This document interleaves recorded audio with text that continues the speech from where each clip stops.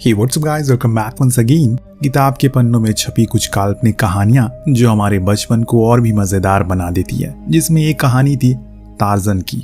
जी हाँ, नाम तो सभी ने सुन लिया होगा, लेकिन क्या कभी ने सोचा कि क्या सच में उसका अस्तित्व था? अमेज़न का गौरवशाली जंगल, जहाँ संसार के कुछ विलुप्त हुए जीव जंतु देखे जाते हैं, जिनका सिर्फ एक राजा था जिसके बारे में लोगों का कहना था वो एक शक्तिशाली आत्मा है, या फिर कुछ तो उसे काल्पनिक मानते हैं क्योंकि वो था तो मानव ही, लेकिन उसमें और जंगली जानवरों में कोई अंतर ना था। 1885 की दुनिया जब बाहर की अफवाह फैल चुकी है कि अफ्रीका के उन जंगलों को हीरे की बेशुमार खदान पाई गई है, जिसके लिए बड़े बड़े देश आपस में लड़ने लग जाते हैं, लेकिन अंत में उसे हासिल किया बेल्जियम के राजा लिपर्ट ने, जिसके अंतर्गत ये पूरा जंगल आ गया। इतनी बड़ी जंगल और विशाल भंडार की होने के बावजूद भी 5 साल के भीतर ही बेशुमार कर्ज में वो डूब गया।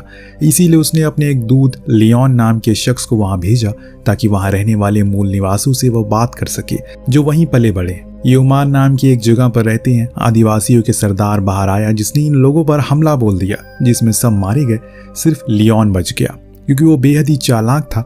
ये बात सरदार भी जानता है और ये भी अच्छे से जानता है कि वो यहाँ पर हीरे लेने के लिए आया था और इसे हासिल करने के लिए वो कुछ भी करने को राजी हो जाएगा। इसीलिए उसने एक सौदा किया, कहा कि अगर वो उसे चीज लाकर देगा तो बदले में वो उसे हीरे दे देगा। पर वो चीज थी क्या, ये हमें कहानी में आगे पता चलेगी। सीन लंदन में मौजूद जॉन पर पहुंचता है, जिसमें सामने ब्रिटेन के प्रधानमंत्री खड़े हैं जो उसे बेल्जियम के राजा का निमंत्रण पत्र पढ़कर सुना रहे हैं, जिसमें वो जॉन को अमेज़न जंगल घूमने के लिए आमंत्रित कर रहे हैं। दरअसल जॉन क्रास्टोफर राजघराने के वंशज हैं और इसीलिए उनकी सब बहुत इज्जत करते हैं। इतने में पीछे बैठा विलियम नाम का शख्स खड़ा हुआ और जॉन को टार्ज़न कहकर पुकारा और कहा कि उन्हें वहां जाना चाहिए क्योंकि वो जंगल का राजा है। और जॉन साफ इनकार कर देता है और इस निमंत्रण को ठुकरा देता है। साथ साथ वो ये भी कहता है कि आइंदा से उसे टार्ज़न कहकर ना पुकारा जाए, उसका नाम जॉन है। प्रधानमंत्री उसकी ना कहने के बाद उसे समझाते हैं कि वहां पर उनके परिवार की कुछ संपत्ति मौजूद है जो शायद उसके जाने पर उसे मिल जाए। साथ साथ में उसे ये भी जानना चाहिए कि आखिर पिछले 5 सालों से बेल्जियम के राजा कर्ज में डूबे रहने के बावजूद भी कैसे उस बड़ी सी जंगल को अपने कब्जे में लिए हुए हैं। जॉन कुछ नहीं बोला और चुपचाप वहां से चला गया। इसके बाद कहानी कई साल अतीत में पहुंच जाती है। हम एक समुद्र व्यापारी को देखते हैं जो अपनी बीवी के साथ कहीं जा रहा है। बीच में उसकी नाव डूब गई तो उसे समुद्र किनारे मौजूद जंगल में पनाह लेनी पड़ी। तब से वो पेड़ के ऊपर बने एक घर में रह रहा है। पर आज की रात उसके लिए ठीक नहीं है क्योंकि उसकी बीवी उसके बेटे को जन्म देते देते अपना दम तोड़ देती है, जिसके बाद उसे बेहद ही दुख होता है क्योंकि वो एकदम अकेला पड़ चुका है।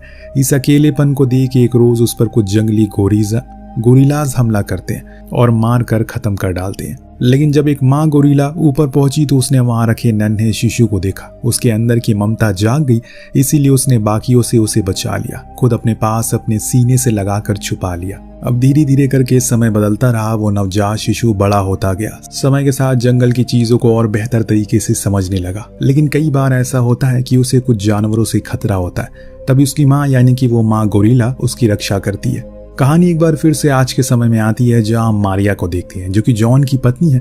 वो अपने घर में बच्चों को जंगल की कहानियां सुना रही है। तभी जॉन आता है जो मुंह से कुछ जंगली जानवरों की आवाजें निकालने लग गया। ये इतनी सटीक थी कि हर बच्चा उसके पास ही खड़ा हो गया, उसे देखने लग गया। दरअसल उसने ये कहीं से सीखी नहीं है बल्कि ये उसके खून में है। जी हाँ, वो ही है अमेज़न के जंगल का राजा टार्ज़न, जिसे कि उस मादा गोरिल्ला ने पाल पोस कर बड़ा किया था। वो यहाँ लंदन कैसे आ गया ये हमें नहीं बताया गया, पर उसके दिल में अभी भी जंगल में अपने घर की वो संभेद भावना है। इसीलिए उसने अपने फैसलों को बदल लिया और मारिया से कहा कि वो जंगल जा रहा है तो उसने भी जिद की कि वो भी जंगल जाएगी। लेकिन किसी अनहोनी के डर से उसने उसका जाना इनकार कर दिया। लेकिन मारिया नहीं मानी और जैसे तैसे करके उसे राजी कर लिया खुद को ले जाने के लिए। आज की रात जॉन के लिए काफी कठिन होने वाली है। जो हम उसके चेहरे से साफ साफ पता लगा सकते हैं, कुछ तो बात थी जिसके कारण उसने अपना घर छोड़ दिया। उस शांति और अपनों को छोड़ यहाँ पर आए लोगों के साथ रहना शुरू कर दिया। क्या हो सकती है वजह?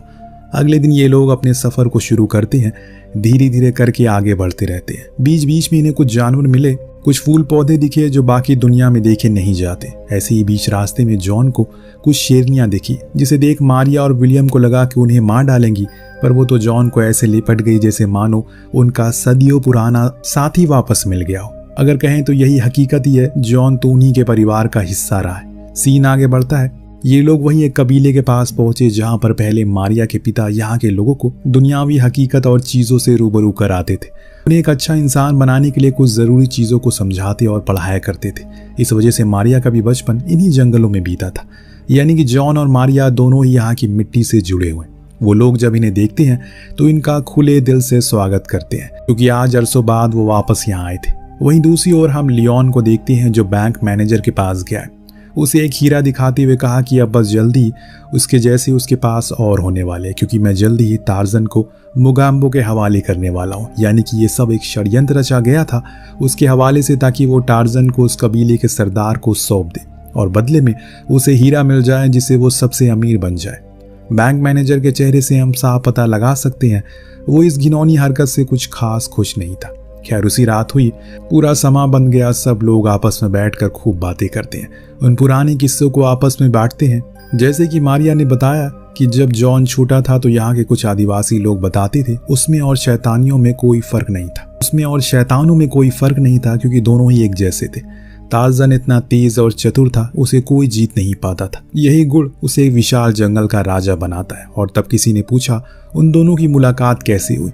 हमें यहाँ से तकरीबन 12 साल पहले का दृश्य दिखाया जाता है, जब टार्जन इन्हीं जंगलों में बेफिक्र में अपने कुछ गोरिल्ला दोस्तों के साथ उस दौरान कुछ जंगली जानवर ने एक लड़की पर हमला कर दिया, जिसे बचाने के लिए जॉन ने खुद की जान की बाजी लगा दी। और तब पहली बार उसने खुद के अलावा किसी दूसरे इंसान को देखा, वो भी एक लड़की, तो उसके प्रति वो आकर्षित हो गया और तब से इनकी प्रेम कहानी शुरू हो गई। अब जॉन के दिल में ये सारी बातें ताज़ा हो गई, लेकिन तभी इस खुशहाल रात में एक हैवान का आगमन होता है। लियोन अपने लोगों के साथ वहां पहुंच गया, क्योंकि उसे खबर मिल चुकी थी कि टार्जन यहाँ आया है। उसने पूरे कबीले को बंदी बना लिया, साथ में टार्जन और उसकी बीवी को अपने साथ ले जाने लगा। कुछ लोगों ने इस चीज़ का विरोध भी किया, बदले में उन्हें पीतल की गोली मिली, यानी कि मौत।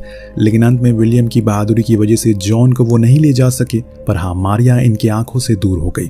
लियोन ये अच्छे से जानता है कि उसके लिए मारिया भी उतनी ही ज़रूरी है जितना जॉन है, क्योंकि वो उसे लेने के लिए यहाँ ज़रूर आएगा। उजाला हुआ, जॉन को होश आया। तब उसने देखा कि लियोन के लोगों ने सरदार को मार डाला है, जिसके शोक में पूरा कबीला उदास है। इस मंजर को देखने के बाद तो मानो उसके अंदर फिर से वो आग लग गई जो कभी शहर की धूल मिट्टी से बुझा दी थी। वो अपने साथ कुछ लोगों को तैयार करता और कहता है कि अब हमें लड़ना होगा, क्योंकि ये जंगल हमारा है, ना कि उनका। तेज रफ्तार से उड़ते हुए एक विशाल चोटी पर पहुंच जाता, जहाँ की खूबसूरती देखने लायक, लेकिन उसे तो एक खास जगह जाना था। वो वहीं नीचे कूद गया, पेड़ की टहनियों से छलांग मारते हुए उन्हीं जंगलों के बीच से गुजरती एक ट्रेन पर जाकर कूदा। घबराइए मत, ये उसके लिए कोई नया काम नहीं है, ऐसे ही वो बचपन में उछल कूद कर रहा है। इस ट्रेन में कबीले के कुछ आदिवासी को कैद किया गया था, जिन्हें राजा लिपर्ड के आदेश पर गुलाम बनाकर बेल्जियम जा रहा है, ताकि वहां पर इनसे जबरदस्ती रेलवे ट्रैक बनवा सके। अब ये लोग नीचे पहुंचे तो वहां पर काफी ज्यादा सैनिक जट्ठा मौजूद, पर जॉन ने सभी को धूल चटा दी और ट्रेन के लोको पायलट को पकड़ा। जब उसने बताया कि राजा अब ढेरों पैसे खर्च कर रहा है अपने नए किले बनवाने के लिए, क्योंकि उन्हें अब विशाल अमेज़न की घाटियों पर सिर्फ अपना परचम रहलाना है, और इसके लिए वो यहाँ के आदिवासी कबीलों को भी खत्म कर देंगे। ये सुनकर जॉन गुस्सा गया, कहा कि ये ट्रेन यहीं रोक दो और जितनी भी लोग हैं इन्हें घर भेज दो, वरना तुम्हें ऐसी मौत दूंगा जो सपने में भी तुमने सोची नहीं होगी। एक और हम लियोन और मारिया को देखते हैं, जो साथ में खाना खा रहे थे, वो भी जबरदस्ती, क्योंकि मारिया को उसे धमका कर खुद के सामने बैठाया था। बातों ही बातों में लियोन ने पूछा कि आखिर मुगाम्बो टार्जन से इतना ज्यादा किलसा क्यों है, क्या बिगाड़ा था उसने उसका। उसने बताया कि एक लड़ाई के दौरान जॉन ने मुगाम्बो के बेटे को मार दिया था, तब से उसके अंदर उसके खून की आग जल रही है, इसीलिए वो हमेशा इसी फिराक में रहता है, किसी भी तरह करके उसे मार दे। अब लियोन को पूरा खेल समझ में आ चुका है। मुगाम्बो ने सिर्फ उसका नहीं बल्कि खुद के बदले के लिए इस सौदे का इस्तेमाल किया। खैर अब जॉन फैसला करता है कि वो अपने पुराने अड्डे पर जाएगा, जहां उसके पुराने साथी रहा करते थे, वही गोरिल्ला जो उसके लिए किसी समय पर अपनी जान भी कुर्बान कर दिया करते थे। लेकिन क्या अभी भी उसका वो रिश्ता बरकरार होगा, ये तो हमें कुछ देर में पता चल जाएगा। इस जंगल के सफर को पार करने के दौरान विलियम काफी कुछ नया सीखता है। हालांकि अगर वो चाहता तो उसी ट्रेन में बैठ जाता और वापस अपने घर लौट जाता, लेकिन उसने जॉन के साथ इस रोमांचित सफर को महसूस करना ज्यादा बेहतर समझा। ये लोग अब उस जगह पर पहुंच चुके हैं जहां इन्हें अपने सामने कुछ गोरिल्ला का झुंड दिखा, जिसमें उनके सरदार भी थे। जॉन विलियम को पीछे होने को कहता है और खुद उसके पास जाता है उसे बात करने के लिए, पर उनके आव भाव से साफ पता चल रहा है कि वो बात करने के मूड में फिलहाल तो नहीं है, जिसके कारण जॉन को कई बार दर्द का सामना करना पड़ता है। दरअसल जो अभी इनका सरदार है वो जमाने में जॉन का सबसे करीबी दोस्त हुआ करता था और उसके साथ ही वो पला बड़ा है, लेकिन अब वो सरदार बन गया है तो उस पर अपने लोगों की जिम्मेदारी आ गई है। उसने विलियम पर भी हमला किया। तभी जॉन चिल्लाकर कहता है, आत्मसमर्पण कर दो, बच जाओगे। उसने ऐसा किया और वो सभी वहां से चले गए। दरअसल गोरिल्ला के समाज का नियम है, अगर कोई भी उनके सामने आत्मसमर्पण कर दे तो वो उन्हें छोड़ देते हैं। रात हुई तो विलियम जॉन के जख्मों को सिलता है। इस दौरान उसे कुछ आवाजें सुनाई देती है। दरअसल जंगल हाथियों का झुंड उन्हीं की तरफ बढ़ रहा था। और डरिए मत, वो उन्हें मारने के लिए नहीं बल्कि अपने पुराने यार से मिलने के लिए आ रहे। जॉन उनके करीब गया, अपने हाथों से उन्हें सहलाकर उनके प्रति प्यार जताया। ये देखकर विलियम की आंखें भी नम हो जाती है, क्योंकि उसने अभी तक ये सुना था कि अगर कोई सबसे खतरनाक और डरावना जानवर है तो वो हाथी है, क्योंकि वो किसी को भी मसल सकता है। लेकिन आज वो समझ गया कि इस दुनिया में अगर कोई सबसे ताकतवर है तो वो प्यार है, जो पत्थर को देवता बना देता है, या फिर ये तो जानवर है। अब दूसरी ओर लायन के लोग मारिया को पकड़ कर ले जाने की फिराक में थे, तो उसी समय उसने अपने एक आदिवासी साथी से उनकी भाषा में कहा कि यहाँ से भाग जाओ और आगे जाकर मुझसे मिलो। दरअसल लायन उस आदिवासी को पानी में डुबा देता है कि तभी मारिया भी पानी में कूद गई। ये देख लायन परेशान हो गया। उधर मारिया पानी में तेजी से तैरते हुए किनारे तक आ गई, जहां उसे उसको आदिवासी दोस्त मिल गया, जिसको उसने कहा कि जाकर मदद लाओ वरना सब कुछ खत्म हो जाएगा। इतना कहकर वो खुद आगे बढ़ने लगी, तभी उसे चारों तरफ गोरिल्ला के झुंड ने घेर लिया। सही समय देखकर मारिया ने तुरंत ही खुद को उनके हवाले कर दिया, क्योंकि अगर उसने यहाँ गुस्सा दिखाया तो बदले में मौत मिलेगी। परंतु तभी वहां बंदूकधारी लायन के लोग साथ पहुंच जाते हैं, पर मारिया उनसे कहती है कि वो खुद को उनके हवाले करने को राजी है, पर इनमें से किसी को गोली मत चलाओ। पर इंसानों की तो खून में ही धोखा मिला होता है। वो मारिया को ले गए, लेकिन बदले में कई सारे गोरिल्ला को मार डालते हैं। इन गोलियों की आवाज से जॉन ने सुना तो उसे चोटी पहाड़ी से छलांग मारकर अपने लोगों के पास पहुंच गया। अपने पुराने और भरोसेमंद दोस्तों के सामने उनकी ढाल बनकर खड़ा हो गया, जिसे डरकर वो सभी उल्टे पांव भाग जाते। लेकिन उनके इन कदमों ने काटू के परिवार को मार डाला, जिस चीज को देखकर जॉन उसे वादा करता है कि इस बारी वो कुछ नहीं छोड़ेगा, या तो आर या तो पार। जॉन अपने प्यार को बचाने के लिए अब मोगैम्बो के पास पहुंचा, लेकिन जब उसने उसे देखा तो उसके अंदर वो बदले की आग ने उफान पकड़ लिया। उसके खून में इतनी गर्मी पैदा हो गई, वो अब सिर्फ उसके खून से ही बुझेगी। दोनों में भीषण जंग छिड़ जाती है। एक दूसरे से वो किसी भी हद पर जीतना चाहते हैं। बीच बीच में जॉन मोगैम्बो को समझाने की भी कोशिश करता है, लायन तुम्हारे साथ गद्दारी कर रहा है, उसने अपने स्वार्थ के लिए तुम्हारा और तुम्हारी जमीन का इस्तेमाल किया। इसी दरमियान हम देख पाते हैं मोगैम्बो के लोगों ने लायन को काफी सारे हीरे सौंप दिए, जिसे लेकर अब वो नाव से जा रहा है, जिसमें मारिया भी थी, जिसे कैद कर लिया गया है। इतना सब कुछ समझाने के बाद मोगैम्बो नहीं माना तो जॉन ने उसकी गर्दन पर बंदूक तान दिया और उसे सच में रूबरू करवाया, जिसे आज तक वो मानता रहा। उसने कहा कि जिस जानवर को उसके बेटे ने मारा वो उसकी माँ थी।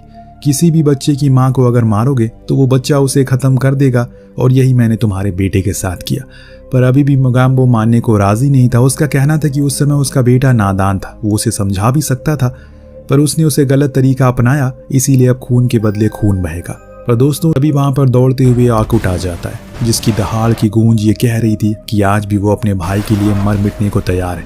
सरदार कभी अकेला नहीं आता, उसके पीछे पूरी सेना जो मोगैम्बो के लोगों को चारों ओर से घेर लेती है। इधर टार्जन अपनी सेना के साथ तैयार था, जिसमें इंसान नहीं बल्कि शेरों का झुंड, जंगली भैंसों का झुंड, बकरियों का झुंड और उस जंगल में मौजूद सभी जानवरों की थी, जिनके साथ वो तेजी से फोर्ट की तरफ आता है। एक ही झटके में सब कुछ उड़ा देता है। लेकिन लायन के लोग अभी भी हीरो को लेकर भाग रहे थे, क्योंकि बैंक मैनेजर अब रास्ते में ही था। उन लोगों ने मारिया को एक हुक से लटका दिया, तो सबसे पहले टार्जन उसे बचाने के लिए जाता और विलियम को सौंप देता है, जिसके बाद वो न जाने कितनी गोली बारूद से बचकर लायन की नाव पर पहुंचा।